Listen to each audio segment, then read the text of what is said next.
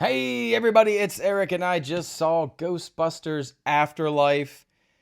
Wow, if my eyes are a little red and watery, that's because I cried man baby tears. I haven't done so since watching the end of season 2 of The Mandalorian, and yeah, right from the beginning, this movie got me. It got me in the beginning, it got me in the middle, and it definitely got me in the end. I loved this movie. All right, we're going to keep things spoiler free. We're going to do our best here. We'll keep it spoiler free. Maybe I'll do a live stream Saturday or Sunday night because there's a lot of spoilers in this movie. Some big, heavy, whopping spoilers. Oh, I'll do my best here. All right, Ghostbusters Afterlife, PG-13, 2 hours. Remember when movies were 2 hours? This movie is 2 hours and 4 minutes and stayed to the very end. There are two post-credit scenes and they are glorious. Ah, Ghostbuster fans will be rejoicing this weekend. This is an awesome film. This is written, co-written, and directed by Jason Reitman, a filmmaker in his own right. I see his personal style here, and it really works. Through the first half of the movie, he is the son of Ivan Reitman, who gave us all those great comedies back in the 80s, early 80s. When you can balance character and humor and story and sexual themes and do it in a very lovingly family way. I miss those type of films. Anyway, we have one sort of here. All right, so what's going on here? So we have a single mom played by Carrie Coon, and she has her two kids. Phoebe, played by McKenna Grace, who is unbelievable. She steals the show in this movie. And her son Trevor, played by Finn Wolfhard from Stranger Things. And so they're on hard times, and they live in the city, and their grandfather, who lives in Oklahoma, just happens to die. And his house, his creepy house, is vacant. So they just go to Oklahoma, and they move into this very, very creepy house. And for some reason, they just find a lot of Ghostbuster stuff laying around. And sort of, discovery after discovery, and the plot sort of unfolds through the first half of this film, and it was just a really good time. And by the end, who knows? Maybe they'll be saving the world with some help with some new friends. All right, let's keep going through this cast. I can tell my eyes are puffy. I was spending the last 2 hours crying in the movie theater. Okay, Paul Rudd's in this movie, all right? He's the summer school teacher, and Paul Rudd is he grew up in the 80s, and he knows who the Ghostbusters are. So when they start showing him all this cool tech, he knows what's going on and has to educate these young people. We have Celeste O'Connor, I believe her name is, playing Lucky. And she works at the diner where Finn Wolfhard goes to get a job. And so Lucky is a very cool character along for the ride. And Logan Kim plays this character called Podcast, which I thought... So he's like this little kid that meets...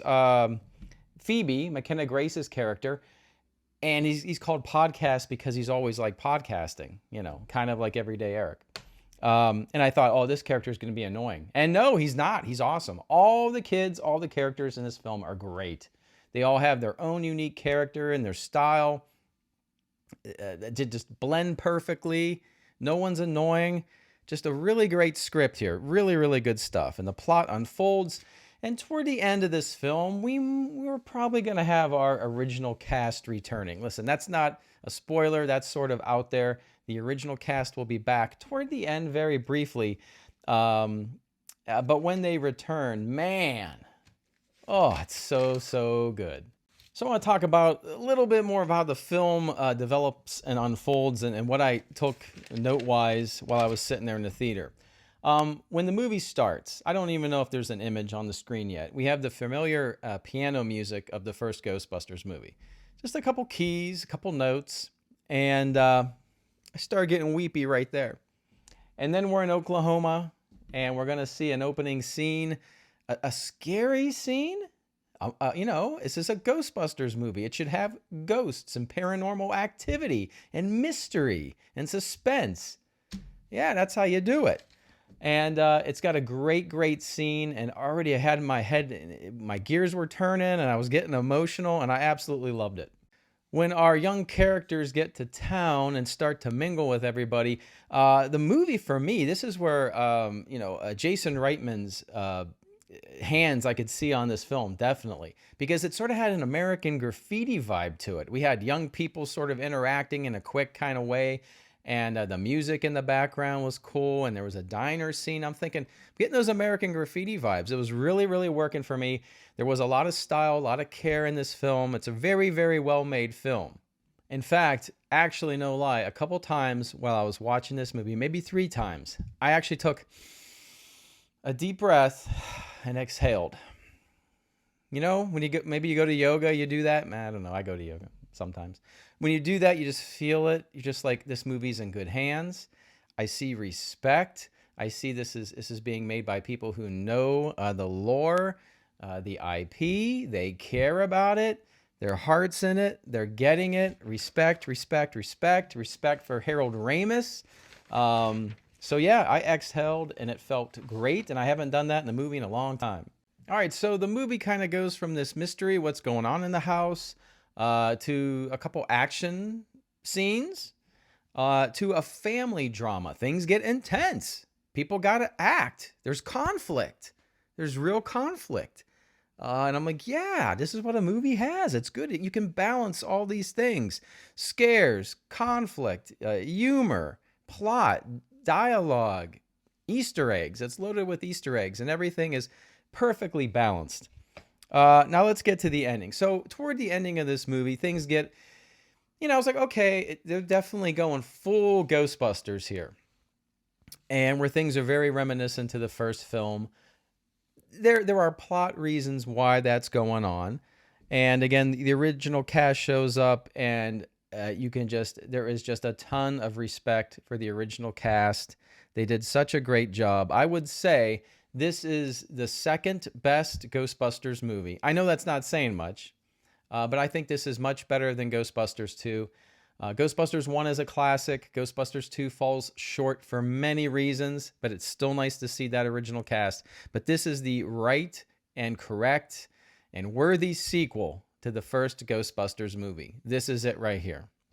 And part of me was thinking the ending of this movie, without getting into spoilers, but when you see this, there's a battle at the end, and somebody's doing something, and I'm like, oh, here we go. A lot of movies, this is where they make this mistake. Maybe a particular person is OP, and they shouldn't be. And I was thinking, okay, I know what I would do here, and the movie did it, and does it well. I don't know how they did it. It does it so, so well. And I was thinking, this is the ending I wanted to see in Rise of Skywalker, that crappy Star Wars movie. Something similar to this would have been fantastic. So when you see Ghostbusters Afterlife, we can talk about that. Maybe Saturday or Sunday night on the live stream. Please, please go out and see this movie. Support this movie. It is absolutely fantastic. 2 post-credit scenes. Do not miss them. Frankly, they're setting up the franchise, the future for the Ghostbusters franchise. And I like these characters. I like the journey they were on. I like their team. Everything is working and clicking. Jason Reitman, you done good. You done good to the fans. You treated Harold Ramis with respect. Thank you, sir. Job well done. And as far as spoiler-free, that's all I got. Please go out and see this movie. I'm going to buy it on Blu-ray. Absolutely. All right. Oh, what a good night that was in the cinema. Whew. Everybody, have a great night, a great week, a great day. And as always, I will see you